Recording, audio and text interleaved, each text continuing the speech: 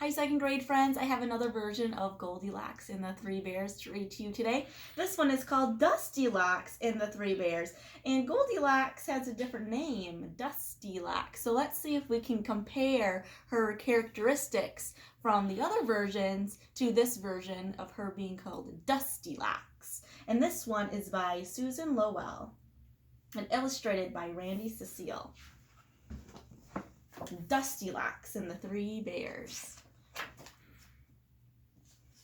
There she is, just chasing a skunk on that page. Once upon a time, way out west, there were 3 grizzly bears who lived together in a neat and tidy cabin in the woods. One was little Bitsy Bear Cub, just knee-high to a bumblebee. One was middle-mannered, middle-sized Mama. And one was great big humpback gray-haired grizzly, 9 feet tall and crossed as 2 sticks. They each had a dish to eat their beans from, a little saucer for Bear Cub, a tin plate for Mama Bear, and a great big turkey platter for the great big grizzly bear. And they each had a seat to sit on, a 3-legged stool for the bear cub, a rocking chair for the mama bear, and a great big lumpy stump for the great big grizzly bear.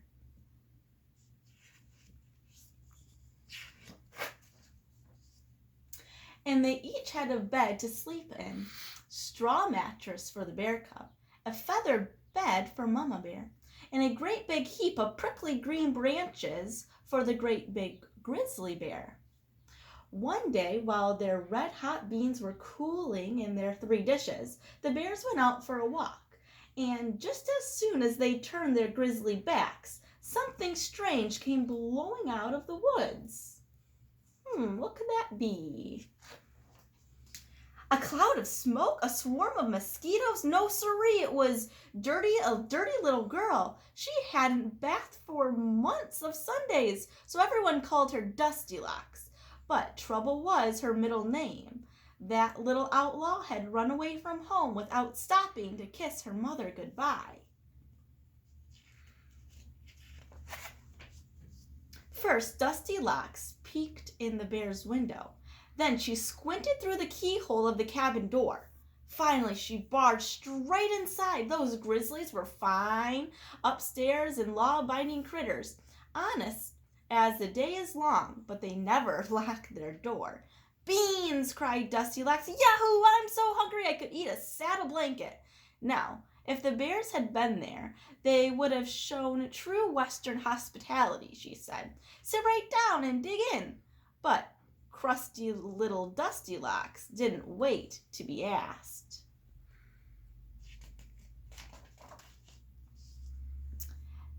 She took a bite of Big Grizzly's beans. At first, Dustylocks smacked her lips, but then she let out a yell. Yowie! A wildfire flamed inside her mouth. She howled louder than 10,000 coyotes, and Dustylocks said a very bad word. You see, the great big grizzly bear liked his beans chock full of chili peppers. Too hot, gasped Dustylocks. When the fire died down, Dustylocks took a bite of Mama Bear's beans. But the mama liked hers plain. No salt, nothing. Psst, said Dustylocks and spat them out. She had no more manners than a pig in a peach orchard. Then she took a bite of the bear cub's beans. Just right, said Dustylocks, and she gobbled them up and licked the saucer clean and burped.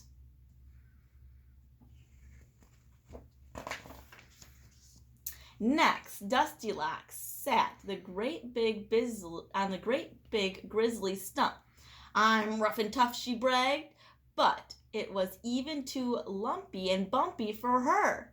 Then she tried the mama bear's rocking chair, but it had too many fancy-dancy cushions for her, so she plucked herself down upon the bear cub's 3-legged stool. Just right, said Dustylocks.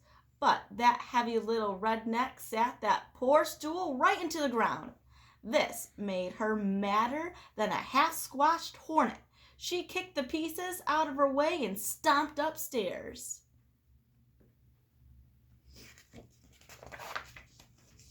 Running away is hard work, said Dusty Locks, all tuckered out. First she threw herself down on the heap of green branches that belonged to Great Big Grizzly. But the branches itched and they pricked, and they jabbed and they stabbed Dusty Locks something terrible. So she jumped down and down until she stomped them into sprigs. Now she flopped onto Mama Bear's feathered bed. Ah, sighed Dusty Locks, mighty fine. But then she sunk down deeper and deeper and deeper and deeper and oof, cried Dusty Locks, too soft, get me out of here. And then she tested the bear cub's little straw mattress, and it was neither too hard nor too soft. Just right, said Dusty Locks, and she covered herself up and fell fast asleep. Meanwhile, the Grizzlies came home from their hike. At first they figured their tidy cabin had been struck by a sandstorm. But when Great Big Grizzly took a look at his dinner, he got riled. Someone's been eating my beans, he growled in his big, growly, rough, gruff voice.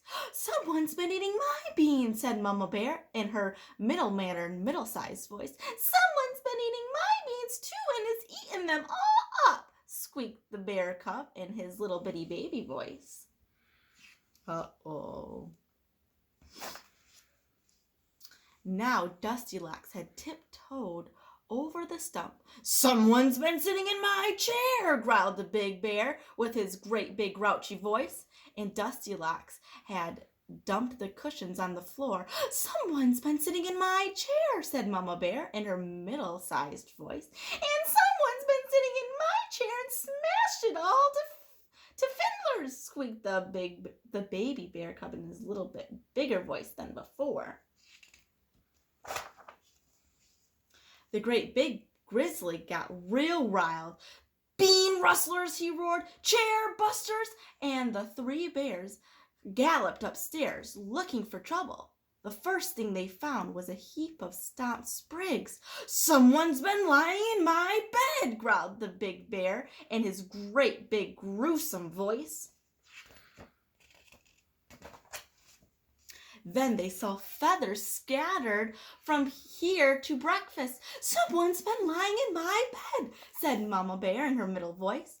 And then they saw the little straw mattress with a rumpled blanket and a dusty, dirty head upon the pillow. Someone's been lying in my bed, and here she is, squeaked the bear cub in his biggest voice he had.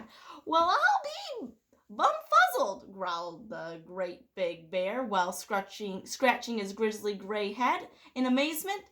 Land snakes, said Mama Bear. Smells mighty whiffy in here. Pee-you, squeaked little bear cub.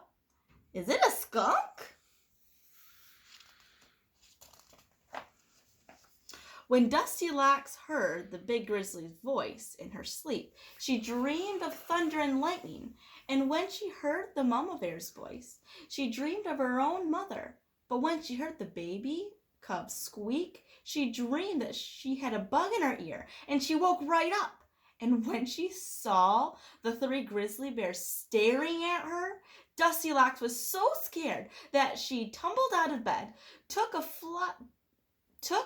flying leap through the open window, and made for her track home. She vanished so fast that the dust didn't even settle for a week.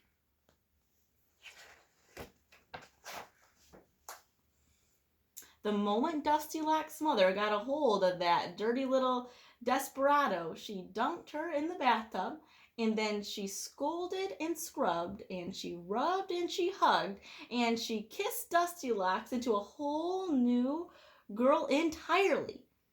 And the three grizzly bears never saw her again.